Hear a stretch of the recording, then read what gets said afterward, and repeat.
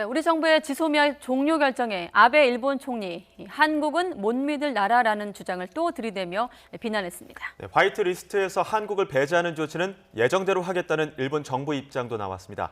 도쿄 연결합니다. 황보현 특파원. 네, 도쿄입니다. 네, 처음 듣는 얘기는 아닙니다. 이 한국은 신뢰할 수 없는 나라다. 이번엔 여러 번에 걸쳐서 언급을 했다고요?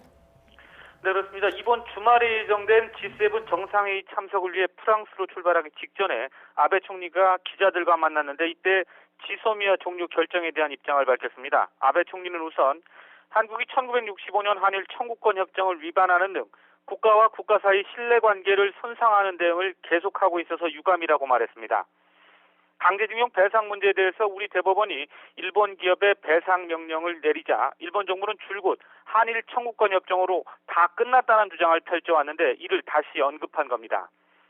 아베 총리는 이어서 동북아시아 안전보장 환경에 비춰 한미일 협력에 영향을 줘서는 안 된다는 관점에서 지금까지 대응해왔지만 앞으로는 미국과 확실히 연대해 가겠다고 말했습니다.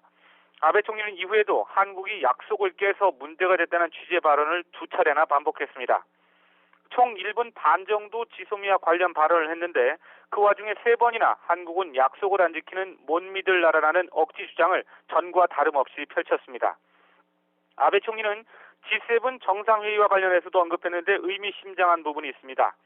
G7은 소수의 선진국 정상들이 만나서 솔직하고 깊은 대화를 나누는 자리가 될 것이다. 이렇게 말한 건데요. 이를 두고 우리 정부의 지소미아 종료 결정을 비롯해 일본의 수출 규제 조치 등에 대해서 G7 정상들을 만나서 일본의 입장을 강조하고 한국을 깎아내리려는 게 아니냐는 해석이 나오고 있습니다.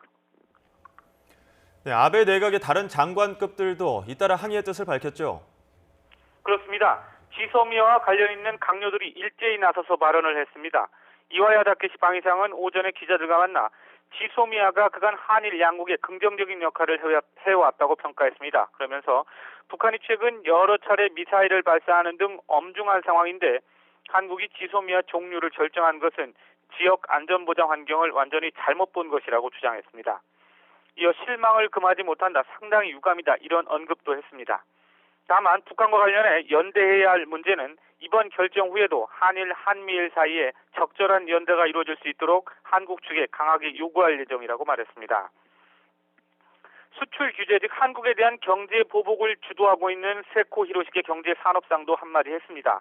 우리 정부가 지소미아 종료 발표를 하면서 일본의 수출 규제 문제를 언급한 데 대해서 수출 규제와 지소미아는 전혀 차원이 다르다면서 수출 규제는 적절한 제도 운용상의 문제라는 기존 주장을 반복했습니다.